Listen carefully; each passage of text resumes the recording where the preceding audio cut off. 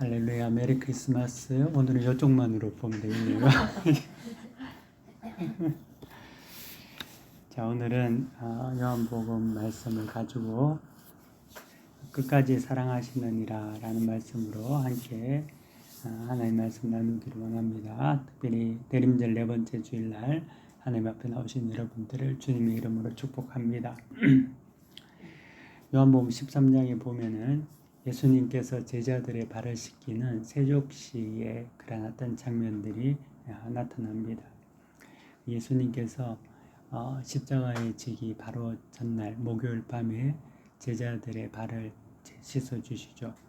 근데 예수님이 그 발을 씻기시는 그런 모습은 예수님께서 제자들을 사랑하는 그러한 표현으로서 그런 어떤 것들을 나타내신 그런 어떤 좀 드라마틱한 극적인 하나의 어떤 연출이기도 했습니다.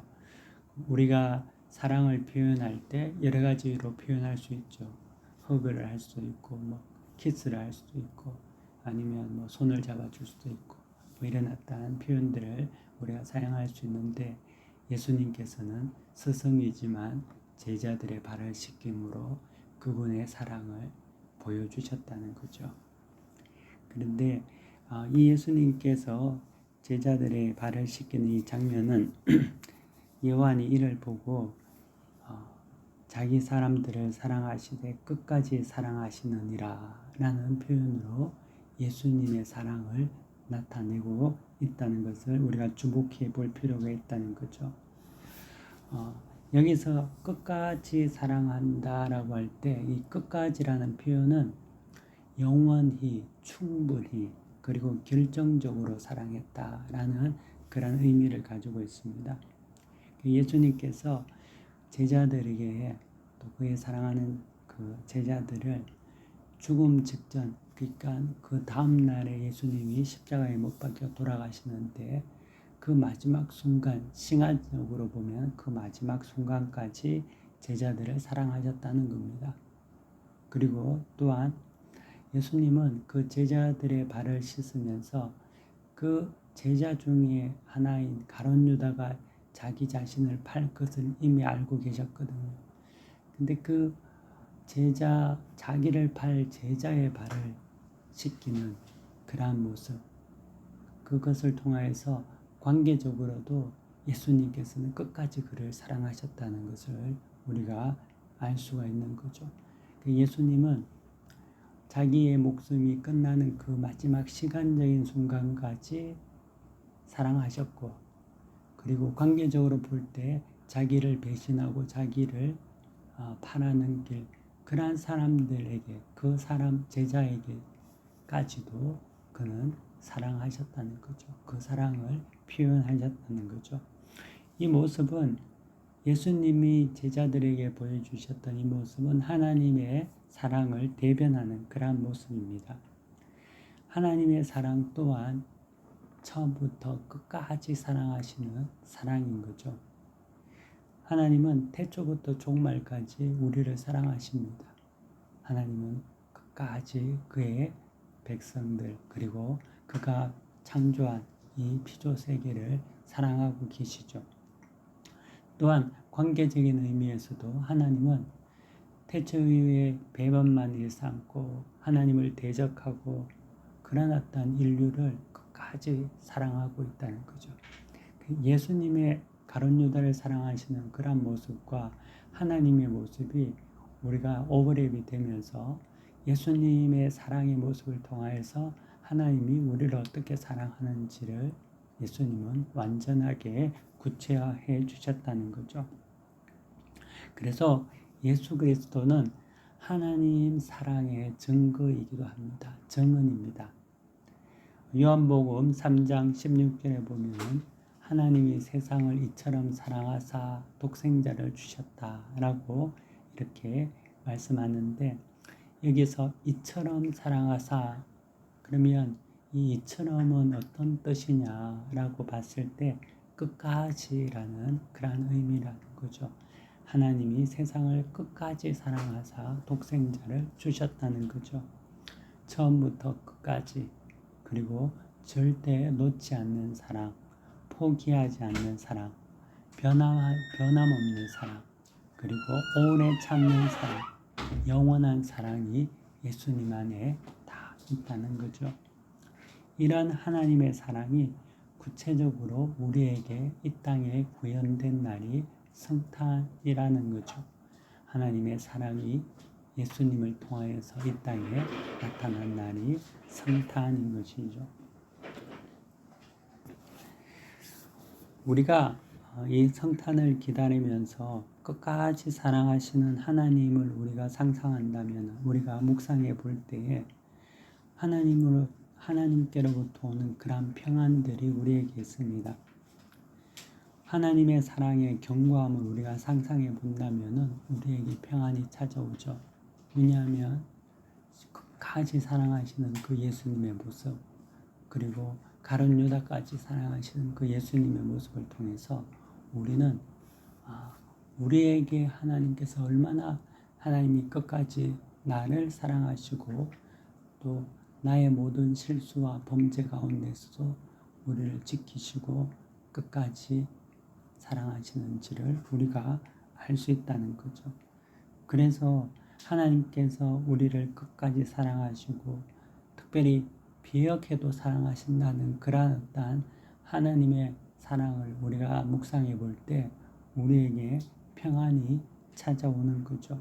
우리의 모든 죄와 무능과 게으름과 나태와 모든 것들이 있다 하더라도 그럼에도 하나님은 끝까지 사랑하신다는 것, 그게 예수님이 우리에게 보여주신 하나님의 사랑의 모습이라는 겁니다.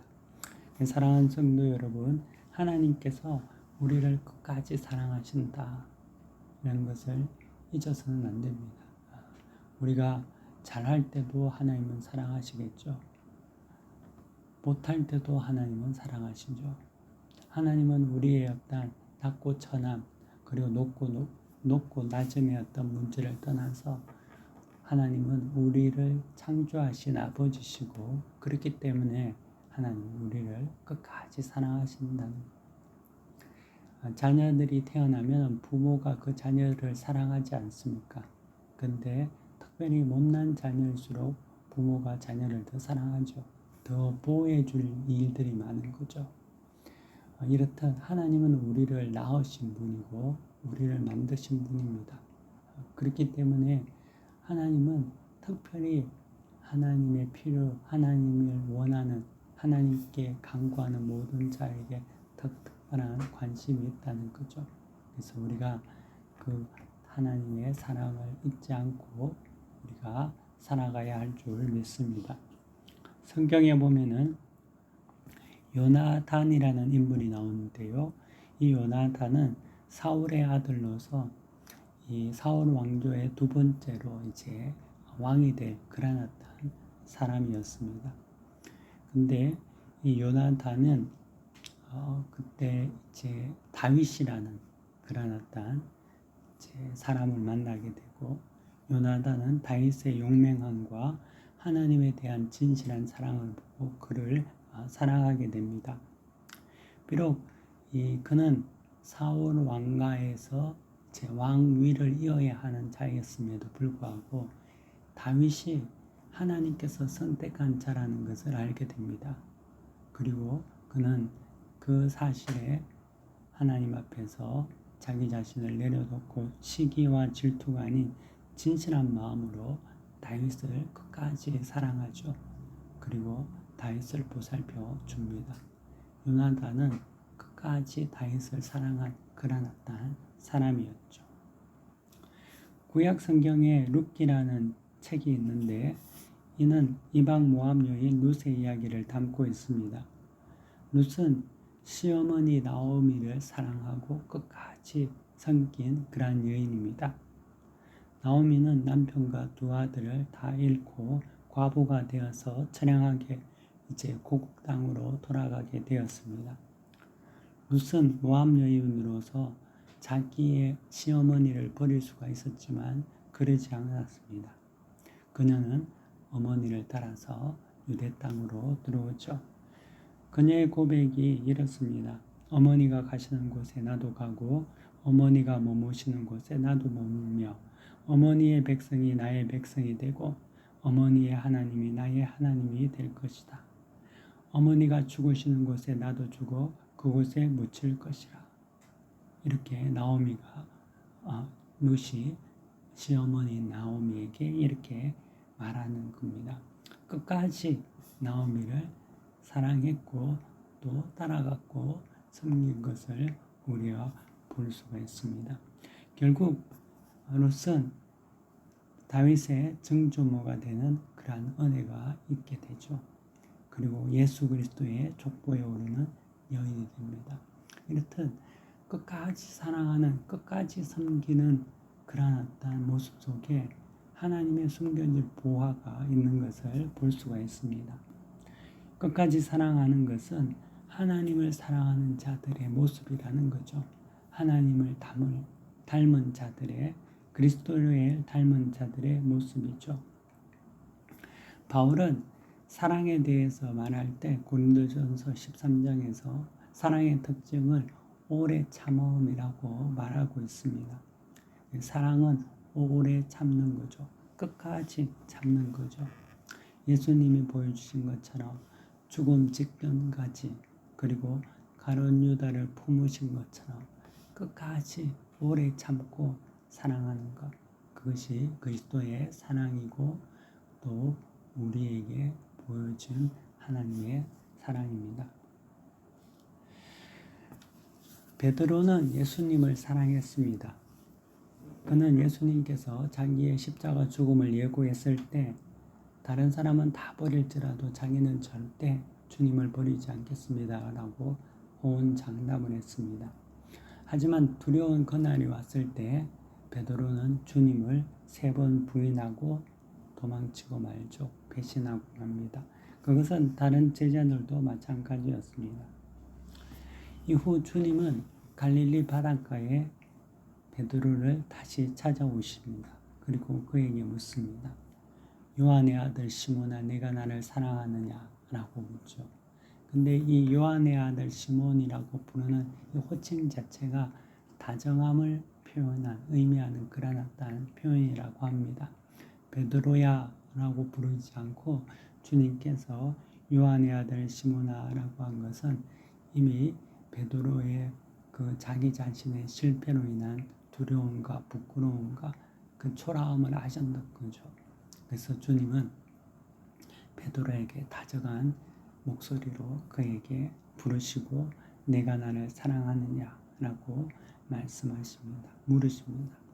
베드로의 3번 부인에 주님은 3번 동안 다시 사랑하느냐라고 묻죠. 주님은 베드로를 용서하시고 그를 다시 품으시고 그에게 하나님의 사랑을 나타내 보여주셨습니다. 그리고 자기의 양을 내 양을 치라라고 부탁하시는 거죠. 베드로전서 5장에는 일어났던 베드로의 말이 있습니다. 베드로전서 5장 2절 보면은 이런 말이 있는데요.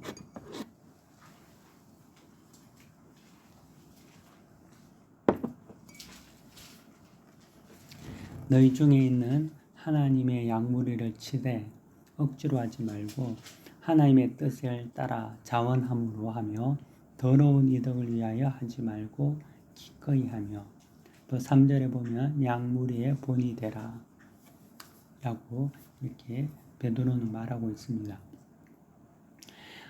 예수님이 베드로를 찾아오셔서 끝까지 사랑하셨고 그리고 그에게 그 사랑 가운데 내 양을 치라고 요청을 하셨는데 그 말씀을 들은 베드로는 예수님을 통하여서 변화하게 되죠. 그리고 그의 고백이 양무리를 치되 억지로 하지 말고 하나님의 뜻을 따라 자원하며 하고 더러운 이득을 위하여 하지 말고 양무리의 본이 되라. 나는 일어났던 그 자신의 가르침과 고백을 볼 때 그가 갈릴리에서 끝까지 자신을 붙들고 사랑하신 주님의 말씀이 그에게 어떻게 인생에 적용이 되고 그가 이후에 어떻게 목회를 할 때 주님의 말씀에 따라서 진실하게 하려고 했는지를 보여주는 어떻게 보면 감동적인 대목이 되는 거죠. 끝까지 사랑받은 베드로는 충성된 자로 변화되었습니다. 그리고 자기 자신도 복음을 위해서 순교하게 되죠. 전성에 따르면은 베드로는 십자가의 처형을 당할 때 자신이 주님처럼 죽을 수 없다라고 해서 거꾸로 달린 그런 거꾸로 된 십자가를 이제 요청하게 되고 거기에 달려서 죽었다고 합니다. 순교했다고 합니다.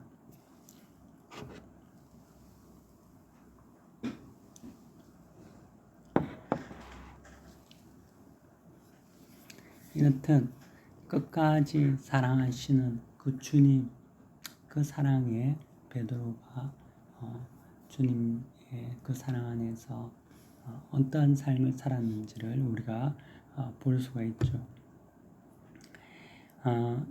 남자는 자신을 믿어주는 사람을 위해서 목숨을 바친다고 하고 여자는 자신을 사랑하는 사람을 위해서 목숨을 바친다고 합니다. 나를 끝까지 사랑하고 응원하는 사람이 있으면 얼마나 좋을까요? 여러분들은 그런 사람이 있습니까? 끝까지 여러분들을 응원하고 사랑하고 인정한 사람이 있습니까? 여러분들 다 있습니다. 그분이 다름 아닌 우리 주 예수님이라는 거죠. 예수님이 이 땅에 오신 성탄은 하나님의 사랑이 끝까지 우리에게 이루어짐을 말해주고 있는 사랑입니다. 그 사랑은 영원하며 또 끝까지 오래 참고 모든 죄를 용서하고 용납하는 그러한 사랑입니다. 그 사랑이 우리에게 임했습니다. 그리고 또한 우리 가운데 계시는 거죠. 그러므로 그 사랑을 믿고 의지하고 우리의 일상의 삶을 우리가 살아가야 할 줄 믿습니다. 지난주에는 저는 저희 부부가 결혼 27주년을 맞이하는 그런 날이 있었습니다. 27년 동안 그래도 변함없이 우리가 끝까지 아직은 그것은 아니지만 그래도 함께 이렇게 사랑하며 살 수 있음에 감사했습니다. 영원한 나라에 가기까지 또 끝까지 사랑하며 살기를 기도합니다. 우리가 이 땅에 살아갈 때 모든 일에 있어서 끝까지 사랑하는 우리 모두가 되기를 축복합니다. 주님을 끝까지 사랑하고 또 교회를 끝까지 사랑하고 또 믿음의 성도들을 끝까지 사랑하는 우리가 되기를 원합니다. 세상을 끝까지 사랑하지 마시기를 부탁드립니다. 그것은 고통과 실망과 슬픔과 아픔만이 있을 뿐입니다. 그래서 분별해야 하는 거죠. 무엇을 끝까지 사랑해야 하는지, 무엇을 끝까지 붙들고 있어야 하는지를 우리는 분별해야 합니다. 성탄이 다가오는 대림절 넷째 주일에 우리는 끝까지 사랑하신 주님을 기억하며 우리도 끝까지 사랑받은 자로서 끝까지 사랑하는 자가 되기를 예수님의 이름으로 축복합니다. 이 시간 우리 다 함께 기도하는 시간을 갖도록